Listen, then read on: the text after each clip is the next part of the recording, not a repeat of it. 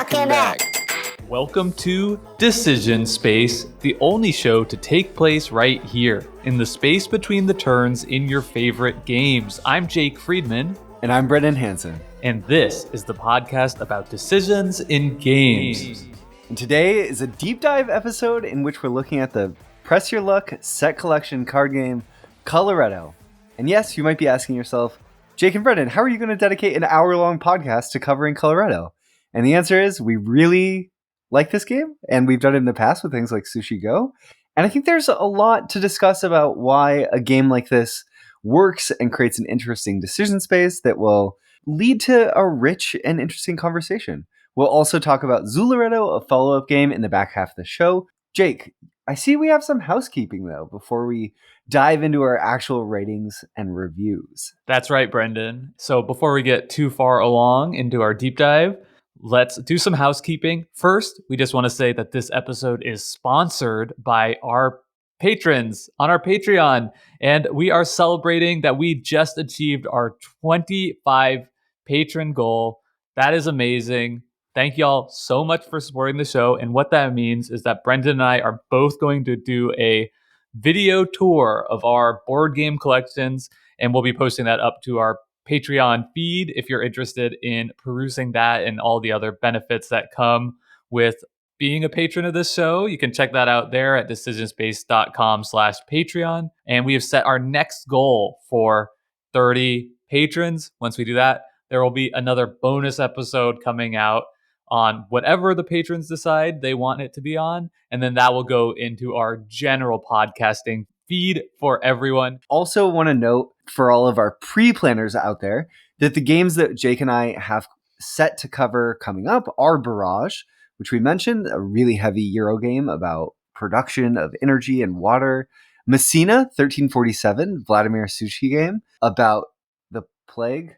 But no, it's exciting. It's a worker movement game. So Jake and I are going to be delving into that. We're excited to cover that on the show, having previously covered Underwater Cities and Praga Kaput Regni from the same designer. And then we also are planning on covering The Resistance / Resistance at Avalon on the show. And we hope to have a very special guest joining us for that episode. So look forward to that and maybe get those resistance groups together. If like me, it's been a while since you've revisited that excellent game and kind of game system. Yes, we just want to give you all a lot of advance notice on those.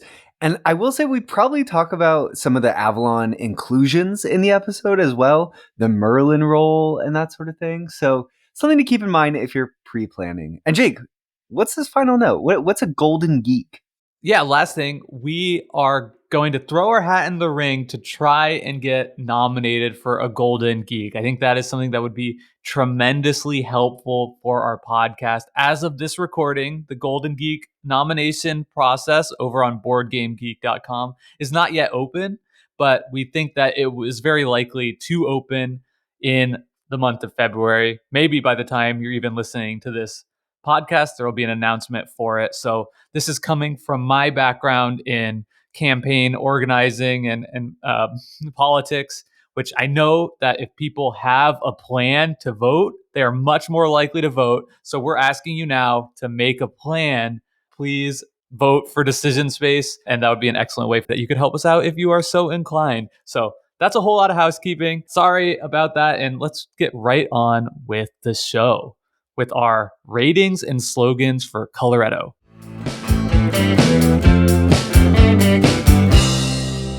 Okay, I'm gonna kick us off, Jake. I'm gonna keep it short and simple, just like the game.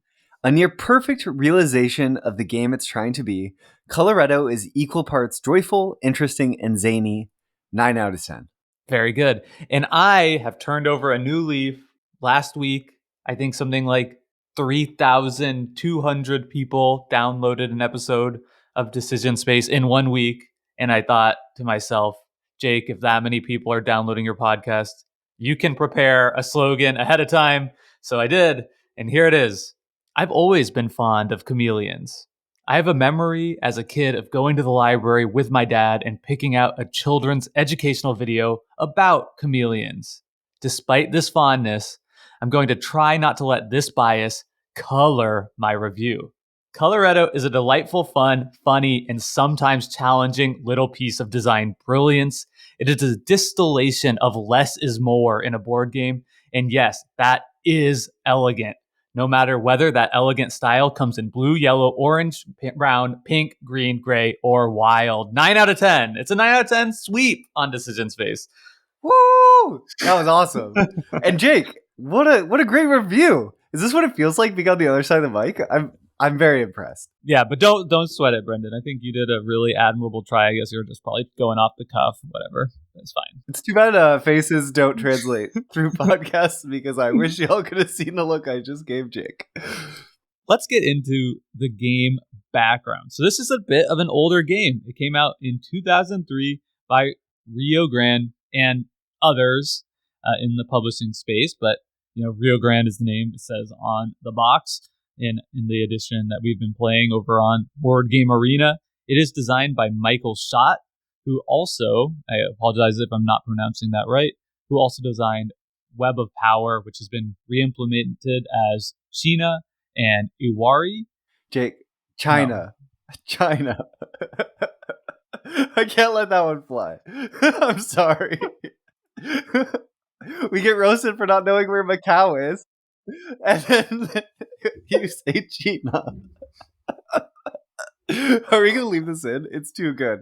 Yeah, this game, it goes from being called Web of Power. It was released in 2000.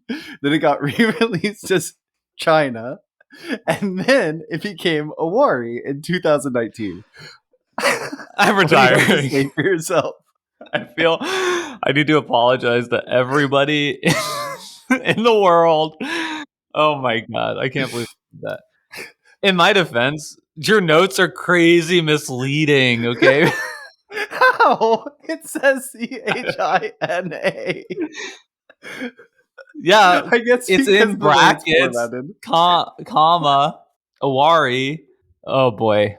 Anyway, so there are other games, right, too. Brendan, please keep going. Web of Power, very popular, really well-regarded game that got re-released. Then, in 2007, most notably, Michael Schott also did Zooloretto, which we're going to talk about on the show as a follow-up to Coloretto, which was, at the time, I think, his most well-known game, probably. And then that itself was followed up with a game called Aquaretto, with a nice dolphin on the cover, kind of like, Flipper. Very cool cover. Brendan stared at me ahead of time. It's worth Googling. Yeah, definitely a different time in board games. But I think I just wanted to mention those games because, one, we're going to be talking about Zooloretto, but two, to just show the impact that Coloretto had. And then finally, I want to note that Michael Schott also did Lucky Numbers in 2012. This is a game that I didn't know a ton about, but Jake and I, as many listeners may know, are big fans of using Board Game Arena. We play a lot of games there, and Lucky Numbers is a very popular game on Board Game Arena. It's super light. It's not one I've actually played myself, but I know it has a big following, so I thought it deserved a shout out. If you've seen Lucky Numbers there, also a Michael Schott game. We should maybe check it out, give it a play, and see if we like it. Brendan, I have a question for you at the potential risk of sounding even more like an idiot, but I'm just, what is a retto? Jake, that's a really good question. I don't know what a retto is. I think, yeah, I literally don't know. Is it Oretto? Is it Italian? Zooloretto? Oretto? I honestly don't know. I think it's just a naming convention that they came up with it for their game. Retto is Italian adjective that can mean archaic, figuratively upright, literally so I don't know. What is the meaning of retto? Oh, adjective, righteous, living a good moral life. I don't know. I don't think we cracked the code there. Yeah. All right, if you know, tell us on the Discord. Okay, before any more blunders take place, let's get right over into Brendan's rules overview, where he'll give you a better idea of how to play this game. And I've got a feeling it's not going to be a long one.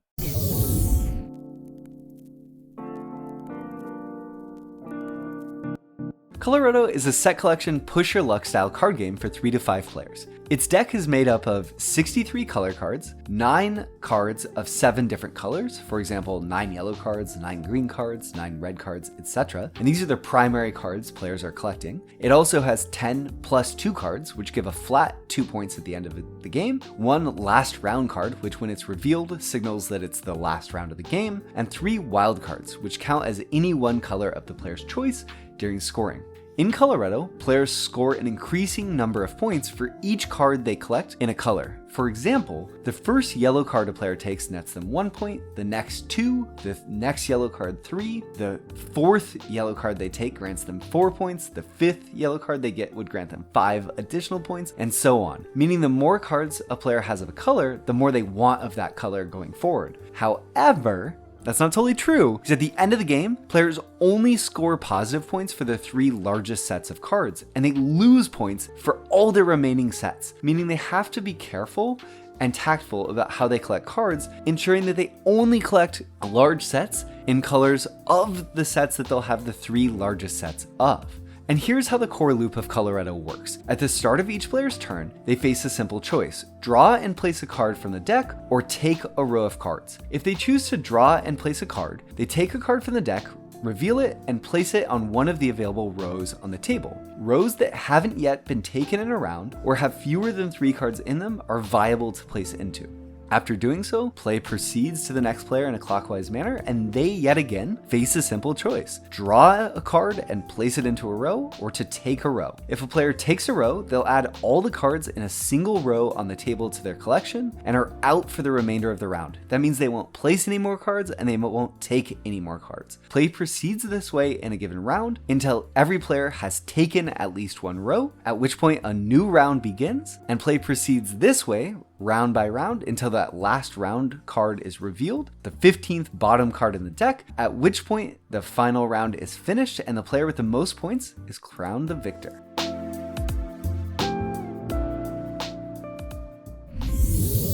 Thank you, Brendan, for taking the time to record that rules overview.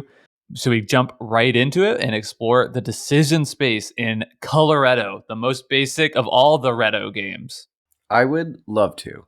Jake, size, depth, feel, clarity, we get to do it. It feels like it's been ages since we've done a deep dive in this way and maybe hit on some of these questions.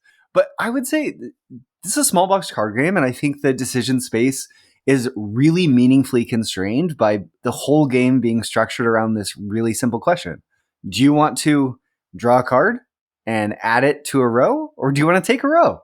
So it feels like not a massive decision space, right? There's not a lot of tools of agency that we have to interact with the game. But even then, all of the decisions to me feel quite meaningful, but you don't always have a lot of agency when you're making those decisions because it's all based on the input randomness at whatever card you might draw from the top of the deck. So a lot of Coloretto to me is this feel of doing the best with the hand I'm dealt, right? It has that really classic card game feel, even though there's not actually a hand of cards being dealt to you. You're just always picking them up off the table. Yeah, I mean, I think that is a great way to characterize the decision space. To kind of go into the type of the decision space, my sense is that the spirit of this game, the core of the game, is actually a waning decision space. Do you agree with that? Yeah, I 100% agree with that. I think so much of this game it's that typical type of waning thing where you're trying to keep your decisions as open as possible for as long as possible, but there's an inflection point, and that point is once you've committed to 3 colors, then the whole game is totally shifted and you're just trying to avoid colors at all costs.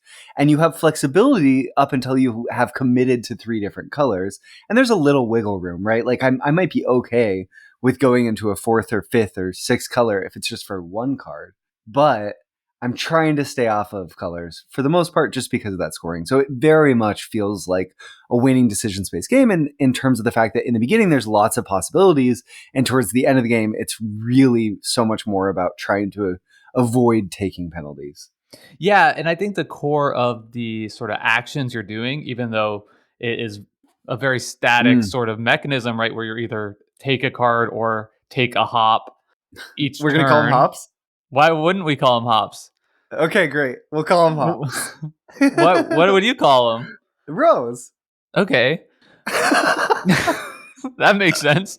I thought you told me that they're called hops. No, that's what Board Game Barrage calls them. That's what Kellen calls them. This is their whole joke. That whole joke where hop is a made up word. So you call them hops, but a hopper is a thing that loads things into things. But these are the rule book just calls them rows, which feels perfectly sufficient to me. What the heck? Yeah. Today I learned. Jeez, that's so funny, actually, because I've been working on this little tiny board game design myself, and I was calling them hops in the rules because I thought that was like a board game term because you told me they were called hops. You can thank Kellen for that of the Board Game Barrage podcast. And if you are a listener of our show who hasn't checked out Board Game Barrage, Jake and I both really recommend that show. Anyway, what was I going to say? Oh, yeah. So even though the static action selection mechanism of adding a card to a row or taking a row is static, it exists, it actually, even therein, funnels you down to eventually somebody will be the last person in the game. And then in a round, and at that point, their action choices do wane down to zero eventually within any given round. Yeah, that's so interesting, Jake. Both the sort of mirroring of the overall arc of the game being waning in terms of what colors you're pursuing, but then also every given round itself is literally waning as you have a set number of spots that could be filled with cards in that round. But as soon as there's 3 cards in every row, players no longer can take, right? Like the opportunity for flexibility has been snatched up. And I think you really feel that in terms of when you're placing cards early on. It does feel really open, and you have lots of flexibility in terms of the decisions you can make of where your cards go. And later on, it's so much more.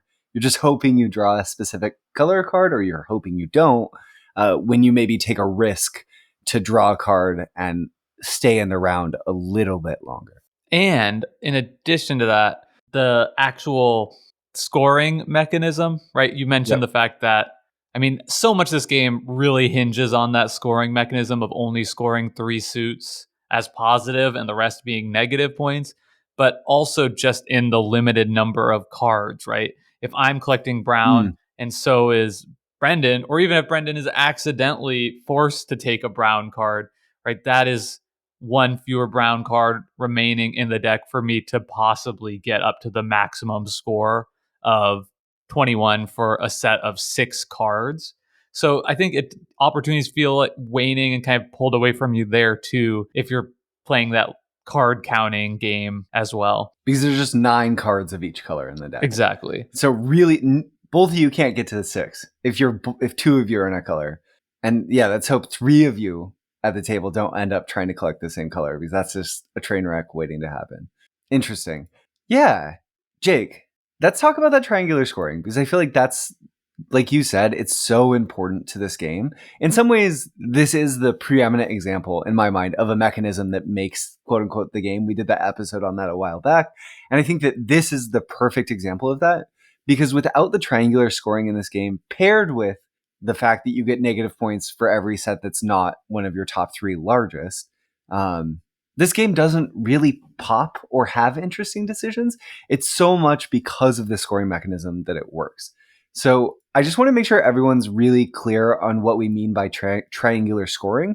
And that's this idea that the first card you get of a color gives you 1 point, the second card gives you 2, the third card of a color gives you 3, the fourth 4, and so on. So you're always getting 1 more point than the number of points you got for collecting the last one, which if you map that out sort of in a row, it will visually look like a triangle, which is where the name triangular scoring comes from.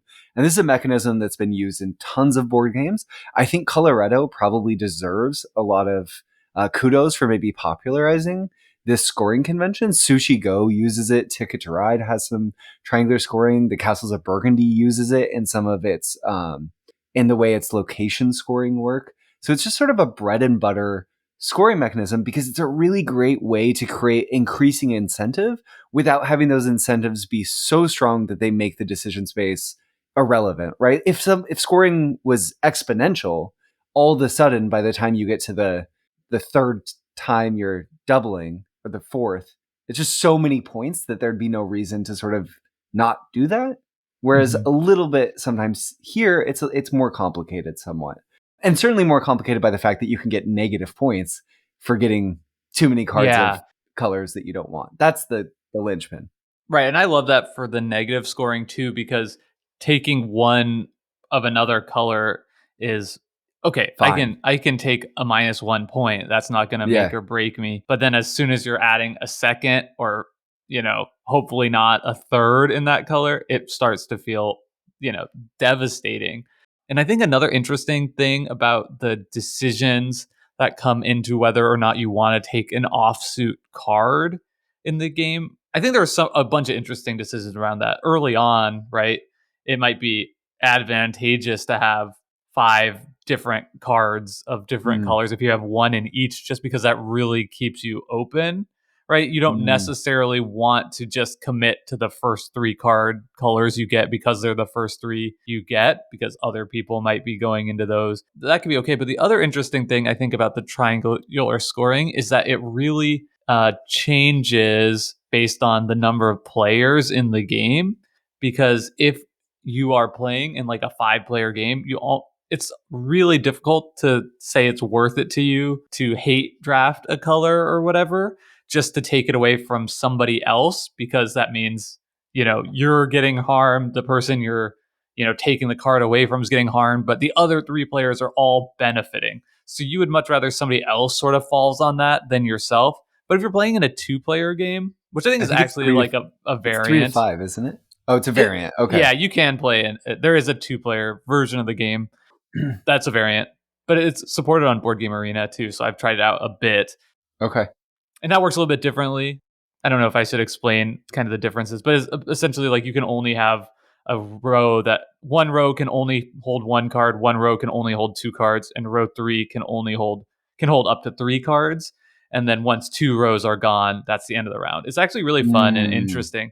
But if you're playing in a 2-player game, right, and somebody has 4 brown cards, that's worth, 6 points to them to take. But for you to take it, it's worth -1. So that's a net gain of 5 points.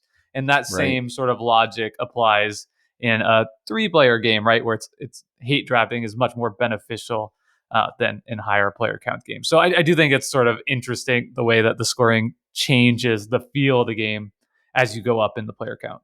Yeah, totally. And what sort of tools you have to approach um, trying to catch up and staying open, which is so important in drafting games. We always talk about sort of how the deep importance of staying open, and that's tough in Coloretto because it's asking you to walk that really fine line. Just while we're talking about it, Jake, I feel like now is maybe the moment to say that my favorite thing about this game is the fact that it teases you into exploring your own hubris, because you so much every time I play this game. Oh, it's just 1 yellow. I'm fine taking 1 yellow, and then all of a sudden I have negative 12 points or something because I've collected 3 yellows. My math on that isn't perfect, but you get what I'm saying, and it's just I don't know. It's very very fun for me, sort of seeing how that plays out. It's the kind of collection of mechanics, right, that just create such interesting and nuanced decisions out of such a simple rule set, right? Yeah. Like the choice of whether to draw an extra card, draw and place, or take, is so often interesting, right? Because if you're presented with 1 card that you need, you can take that. It's only a gain for you, right? You have no drawback to doing that except for the potential to have an even greater benefit this round. And I think that's sort of the hubris, right? That's where the hubris gets into me. It's like, yeah, I could take that. That's worth 3 points for me and no negatives. But like, what if I am able to get even more points out of this round? And then that so often turns into like, okay, now I'm just taking like -4. Why didn't I just Yeah. take the +3 points? Totally. There's in optimization problems, Jake, there's this thing that you can do, which is you explore like what's the value of perfect information. And I feel like Coloretto is this perfect map onto that idea, right? Because the exact decision that we're talking about factors into this, where the board, let's say the round's just kind of starting, maybe it's the second or third round, so every player has between 3 and 9 cards in front of them, 10 cards because you start with a card. And the exact scenario you just said, there's 1 or 2 cards out that will give you 3 points. And now from that position, the thing that makes Coloretto work is there's so much potential uncertainty of what the range of points that you could score if you stay in the round are. So you're offered 3 points, and the expected value of staying in is not, it's very difficult to calculate, right? Yeah. Like, of, because so little few changes are happening each round, when you pass, when it gets back to you, things could dramatically shift, right? So what is 3 points that you're being offered? If a card that you really don't want gets put in that bucket, all of a sudden the 3 points that you could have just taken could have shifted to being -6 points for you or something. But at the same time, if everyone else takes, and let's say there's that one card that's just going to give you 3 points, and then you decide to push your luck and draw twice off the top and get 2 chameleons, 2 wilds, and those get added, all of a sudden you could potentially be scoring game end terms something absurd, like 15 points in that round or something. And that could just win you the game. And I think that's why this game feels so exciting and why it feels so frustrating.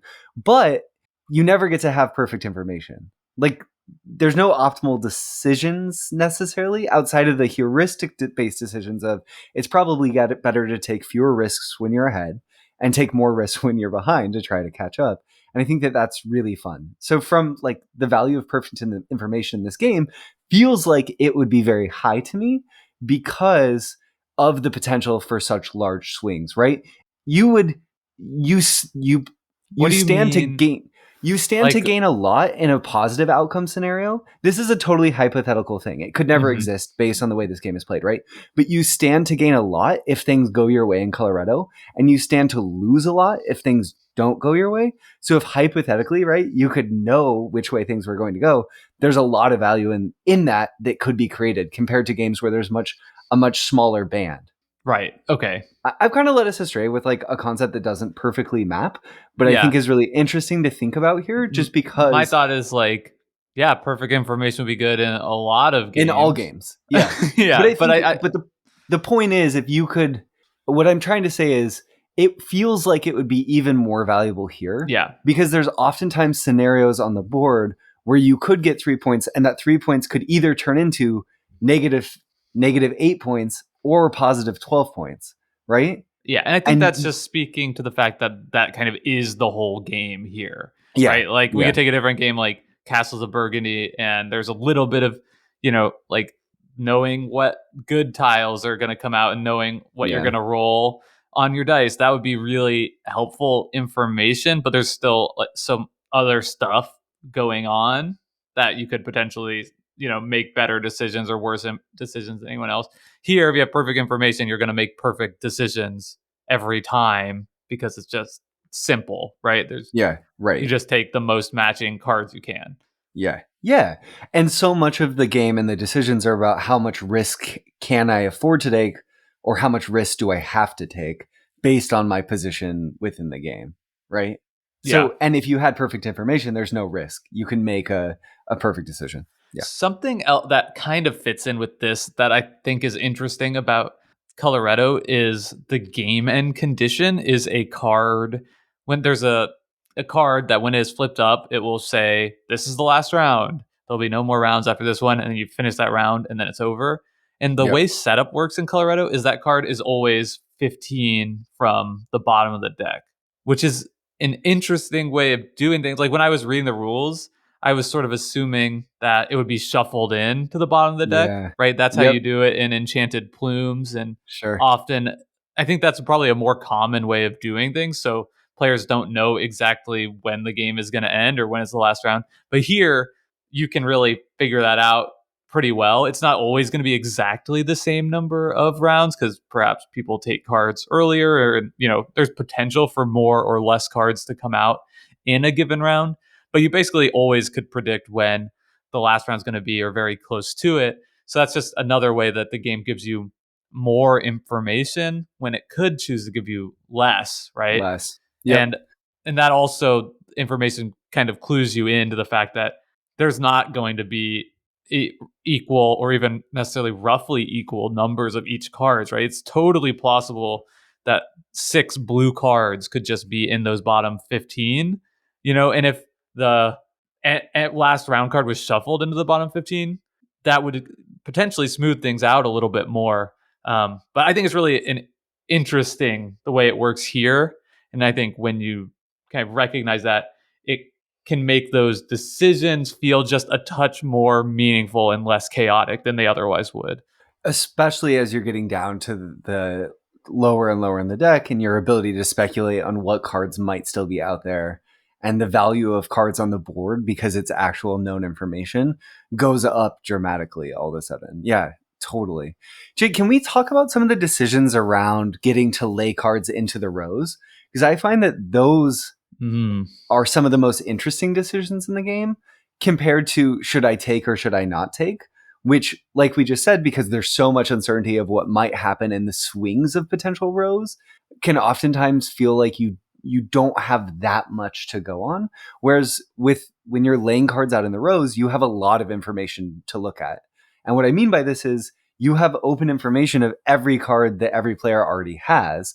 So much of what you're doing in Coloretto is you're drawing a card and then you're trying to create rows that every other player, either you're really trying to incentivize a player to take a row, maybe, oh, I really want to get this player out of the round early because we share a color. And if I can get them out of the round, maybe I can build up on that other color if those cards come up and score even more and kind of disincentivize them from going to that color. Or maybe I'm trying to keep things really even. I think there's lots of ways that this little puzzle can be approached that aren't necessarily intuitive right at the start and affect also based on where you're sitting at the table and who's next to you and what colors they're also in. Here's a quick question. Okay. Which part of the game do you think is easier? Are the decisions more clear to you? Whether you should take a row or draw a card, or where you should play a card once you've drawn it? I think that's a tricky question because I think it depends. Yeah, There's definitely times where if all of the rows are full, it's usually an easier decision. I, I'm but answering your question in a sometimes, poor way. but sometimes you can just draw a card that's like, A +2. or no, the +2, that's really difficult because right, like you want that to wheel, and where do you place it so that it has like the highest likelihood of potentially wheeling to you? Maybe you just put it in the least filled row. I think there could be some heuristics around that. Or you draw a card that's like somebody already has 4 browns and there's 1 brown in a row, and you draw a card that doesn't matter to you, but it hurts Mm-hmm. them. You put it with the Yeah. brown. It's like a no brainer. Right. No, I exactly. I Yeah. think, but when I find the challenging decisions with placing a lot is like when I find a card I want. Like, how can I Yes. place Yeah. this in a way so that it can come back to me and come back to me with like the least damage done to it, right? Yeah. Right. With people, and by that you mean people chucking junk that you don't want in with it. Totally. Exactly. Like, Can we talk not about my beautiful row, my yeah. beautiful green row. And I think that's where a lot of the tension comes from is the fact that those things are decoupled, that you always do have to wait for it to get back to being your turn until you get the choice again. That's what makes this game interesting, right? Way less interesting if you could draw, place, and then take. It's not, it Right. wouldn't have the teeth that it has. Also, can we talk about the +2 value cards just for a minute? Because I'm learning something really interesting, which is that I think you value those cards higher than I do. Yeah, what I value them very highly. And you value them very highly because there's no downside. They're just Yeah. always 2 points. Whereas every other card in the game, depending on the situation, probably has the potential to be a negative value card for you, unless it's late game and you already have 5 in a color and you're not going to have 5 in other colors. But I find, Jake, they're below average. If you have 3 colors and you're fully invested in those 3 colors, a +2 is a below average value card. If you can get those 3 colors higher, right? Yeah. I mean, Yeah. obviously I wouldn't like choose to have a +2 over a card that's more Card that you valuable want. to Yeah, yeah. me, Yeah. right? If I'm choosing between 2 points and 4 points, I'm Okay, gonna it take sounds the like we 4 value them points the same. every Never mind. time. Never But mind. I think the thing with the 2 + 2 is like you want them at, they have maybe a little bit of a variable value Yeah, because they're good at the late game. beginning of the game, what I was gonna say the exact opposite. They're more valuable at the beginning of the game where you don't necessarily know what colors you're going to be in. They help to keep you open. Where late game, you're more likely to, have a situation where it's much more clear like what different cards are going to be of value to you, Sure. right? But the flip side is late game. maybe there's certain colors. It all depends on what your board is. So this is a tough hypothetical, right? But early game, I guess it does keep you open. But there's also the potential that if you take a +2 and you could have taken, say, a green card, that you will inevitably end up in green, and that the green card that you didn't take could have been the card that ended up being worth 6 to you. Right? That's That is a interesting. really real possibility because your opportunity cost of taking cards of certain colors is finite in the game. There's only so many cards that you could take. What do you think is better round one? Is to take a so say you have one green card to start the game. Would you Yeah, rather have a row that contains one blue and one gray card, or one blue and one +2 card? definitely the latter because Okay. early game, I want to stay in as few of colors as possible. Okay. So it But seems like we're on the same page then. it seems like it. I Yeah. thought what you were saying before, maybe you would take the other side. I So don't I very don't think interesting so. segment, podcast discussion. Jake and I figure out we're on the same page all Yeah. along. But I do think that there's I think the +2 cards are a little bit tricky to value, right? Because to your point of within this game, maybe I'm willing to go into certain colors for one card, right?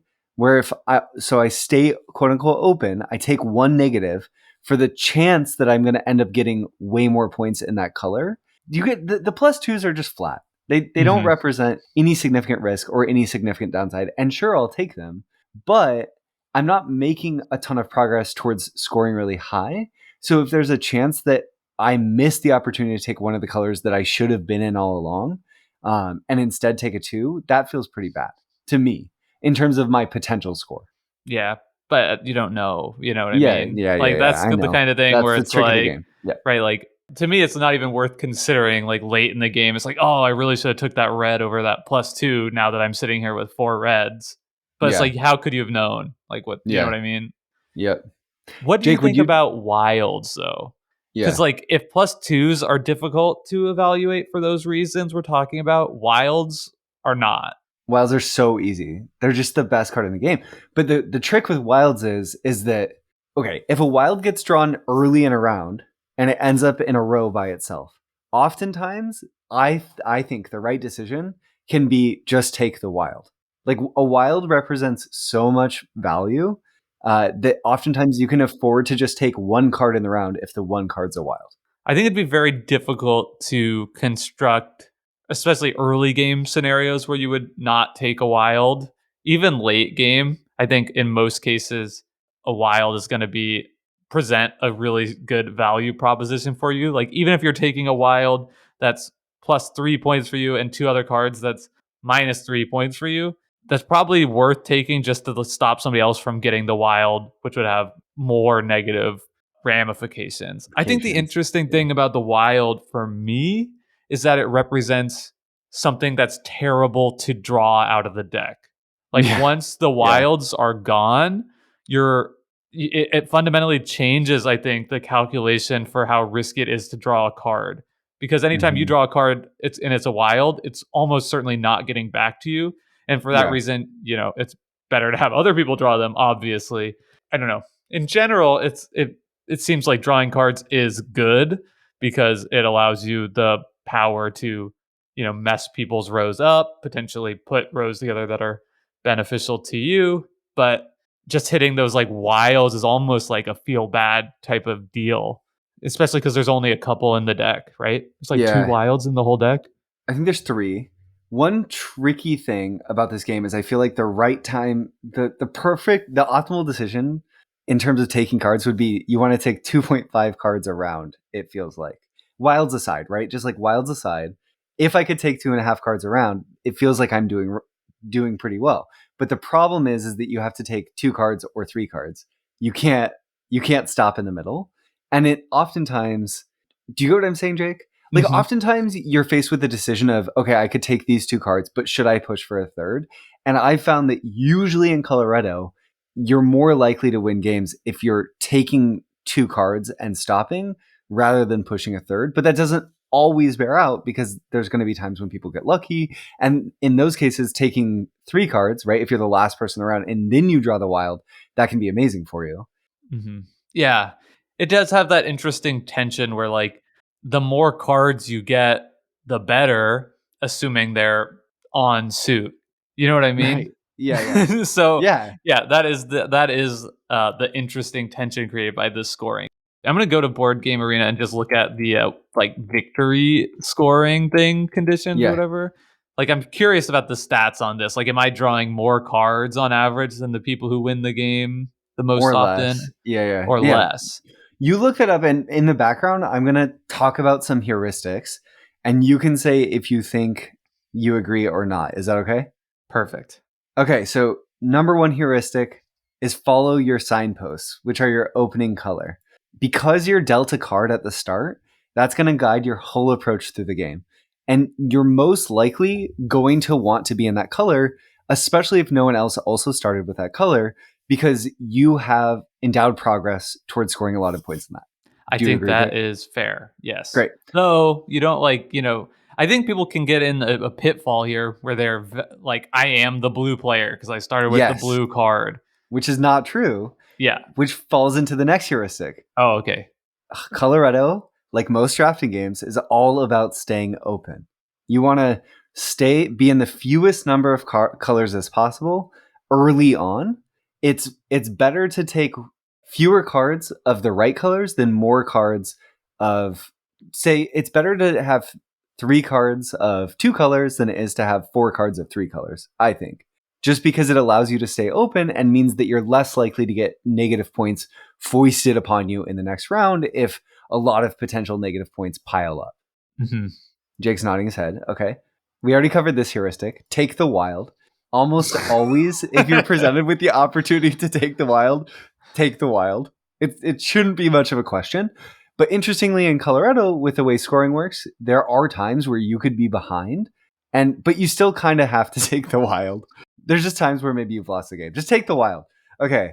Venture into as few colors as possible. That goes without saying. Taking less is more. And then also value +2s, but only to an extent, which it sounds like Jake and I both kind of agree on. Yeah, I think that makes a lot of sense.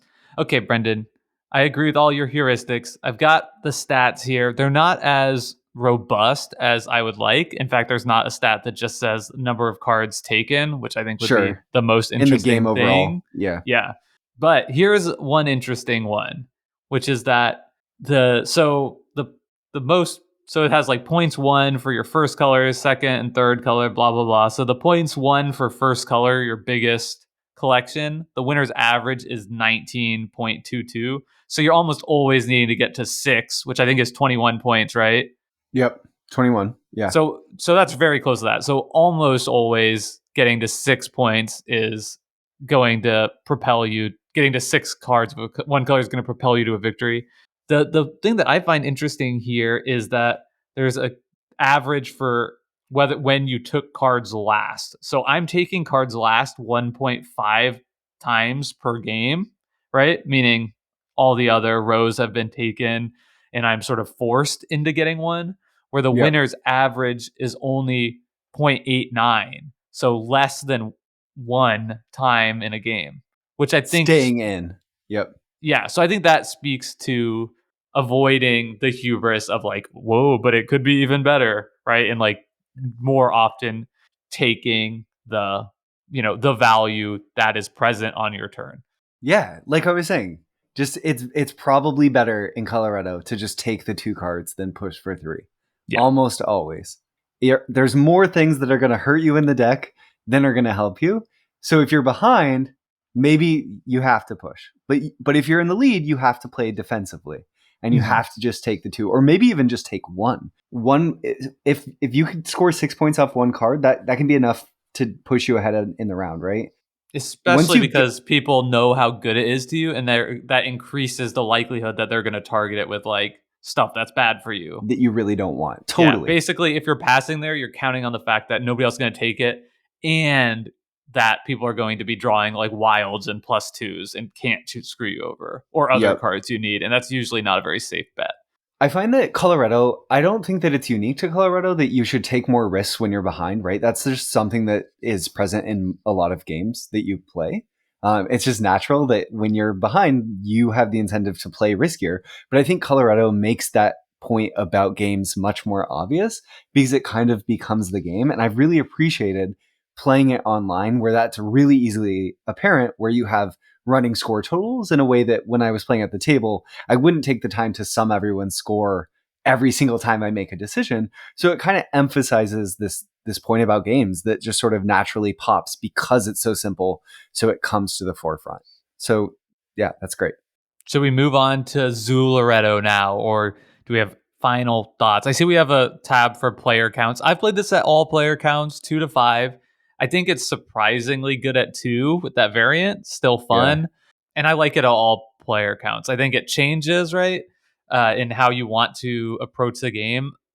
I think the higher the player count, probably the more you want to play that conservative, taking the value defensive. where it's there approach. Yep. But I think it's fun at all player counts. It's probably, I mean, going to be more chaotic, right? You have less agency and control over the game the higher the player count is. But I mean, it's such a light, quick game that it hardly matters. I really like it at 4. I think I like it all player counts, but I think the number of, there's something about the math of the 4 rows Hmm. and just the way that cards get pushed out into those rows. And when people leave a round, it just feels like the right mix to me. I can't really speak to it beyond that, but I like that sometimes in 4-player games, you end up with, it's really interesting how rows can fill up in Coloretto. And maybe this can be our last point on it, but you can have rounds where, okay, every row gets a card, then every row gets another card. But you can also have rounds where, okay, the first row, everyone throws their first card they flip into that first row. And then you have lots of information of, if I don't take something, I must take that group of cards. Someone will be taking that group of cards. And that really changes the amount of certainty, information that you have about what potentially could be your downside. Because if that row is really bad for you, you're trying to get out of the situation where you could take that row. But if there's a row that's good for you that no one else is going to take, well, then you can push and try to see if you can make something better. And I think that I love that the game can push and pull in those directions. And a lot of the skill in Coloretto is knowing when to push certain groups of cards together like that to force your opponents into making situation decisions they don't want to have to make. And I don't know when.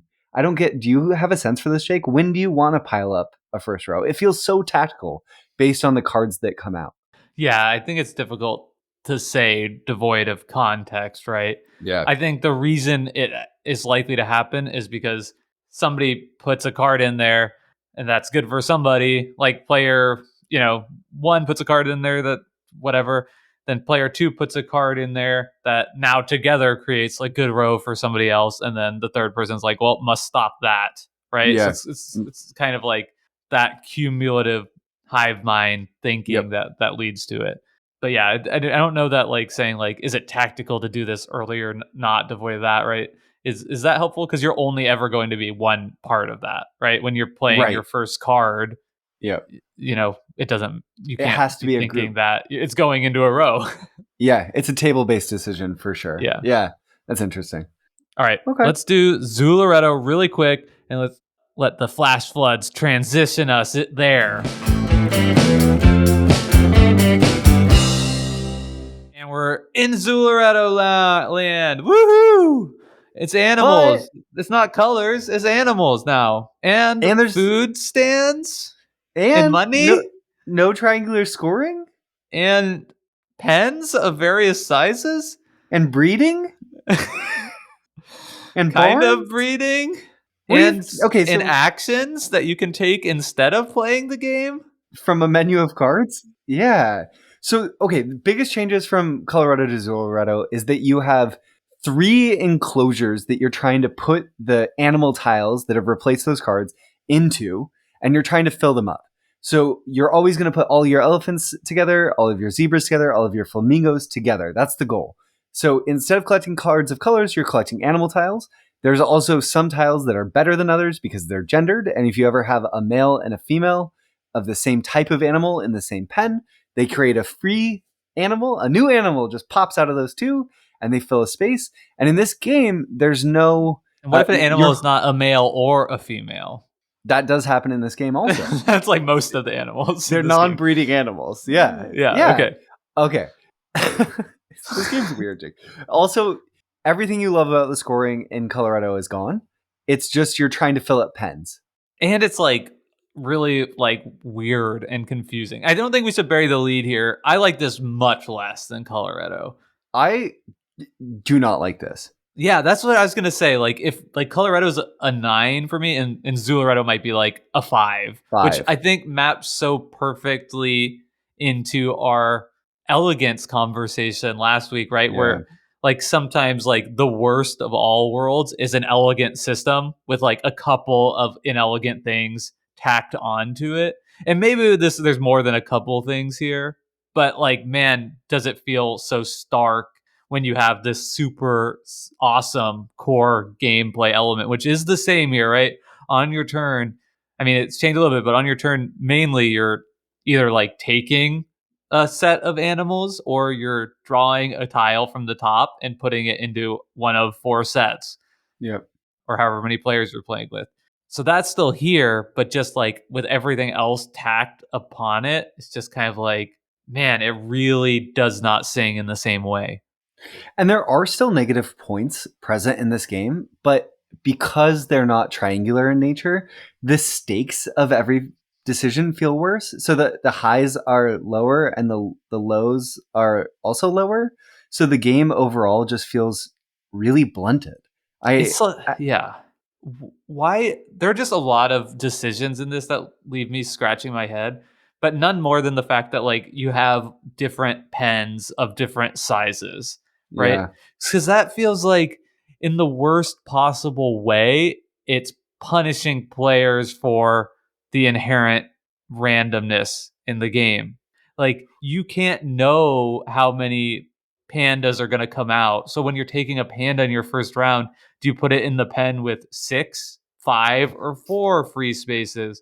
And I one don't of those know. is going to be right, but it's like literally, impossible to say. So I don't know. For me, that's just kind of like it's an innovation, a change of the system that could have been done in Coloretto, but like the impact of it for me is only negative play experience. Yeah. And there is a mechanism to kind of deal with the question that Jake is posing because you can swap all of your animals of a certain type out of a given pen into your barn. But there's also a mechanism where you can expand your whole zoo, which is really good if you could potentially fill it up even a little bit. So, what you are able to do with your money most benefits the player who gets lucky in making the right decision of where they put their animals early on. I Yeah, kind of is hate also what Jake's getting at, I think. Yeah. And I kind of hate how the actions work where it's like you do that instead of your like normal game Having to action, draw. Yep. right? Cuz I think that's one of like the, fun sort of Kinesia-esque elements of Coloretto where it's like sometimes you just wish, "Oh, I wish I could do nothing." Right? I would love Yeah. to just pass here and but I can't. So now that's interesting and I have this restriction where I have to make a choice. And now in Zooloretto, if you have money, you could just like sort of pass. Pass.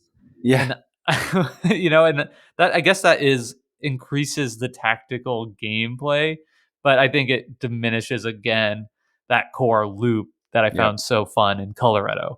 To me, if Coloretto is a delicious burger, in a way, Zooloretto feels like a delicious burger smothered in clam chowder. Ew, that Yeah, sounds bad. it's just like takes all these management decisions and dumps them on top of the game that don't really bring a lot because the game doesn't want to make too much of the game about them. The game kind of mostly wants to be about this really novel drafting mechanism that leads to interesting decisions. So it just ends up muddled and there's too much fighting in terms of what's going on and it's not really fully exploring and it takes out that novel scoring system. It weakens the decision space in a Yeah. way that's really frustrating. I think the scoring system is my favorite part of Coloretto. I Yep. think that is like not just the triangular scoring, but the triangular scoring where you're only scoring Positive your and negative. 3 best Yep. suits, right? That I think is a stroke of genius. So, obviously I'm not going to like removing that in place of something else that doesn't work as well. But man, the scoring really is onerous here too. It's, I think I would say very inelegant where you have all of your pens have different possible point awards based on that are could be worth one of 3 things. They could either be worth like the most value, the like less good version or zero, depending if you've completely filled up your pen, have one fewer than filled up, or less animals than that. That would be a zero. But if you add a like one of the little stalls that come up to like I don't know, a ticket booth, or there's a few different types, or a food vendor. If you add one of those into it, then that like ups everything by one, right? Like you can then get the full value if you have one empty space.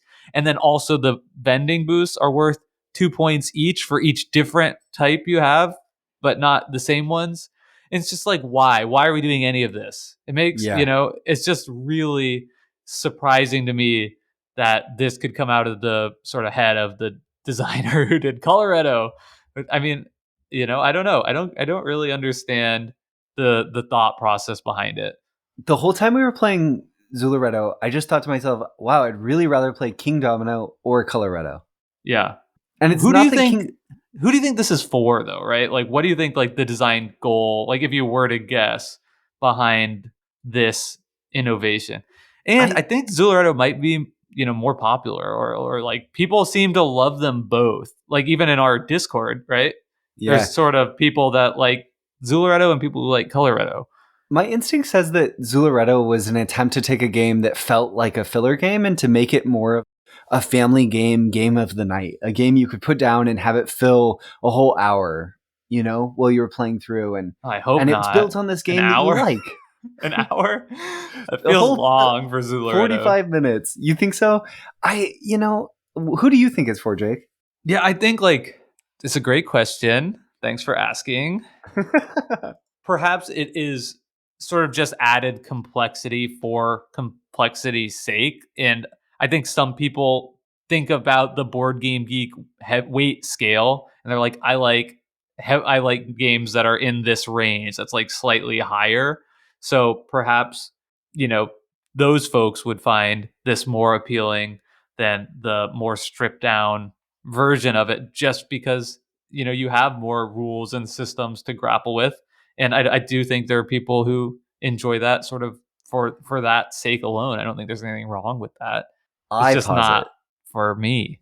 if you'd like a heavier Coloretto, have you ever considered checking out Kanagawa, which is basically like Cathaloretto, because it takes this core mechanism and it doesn't allow you to place.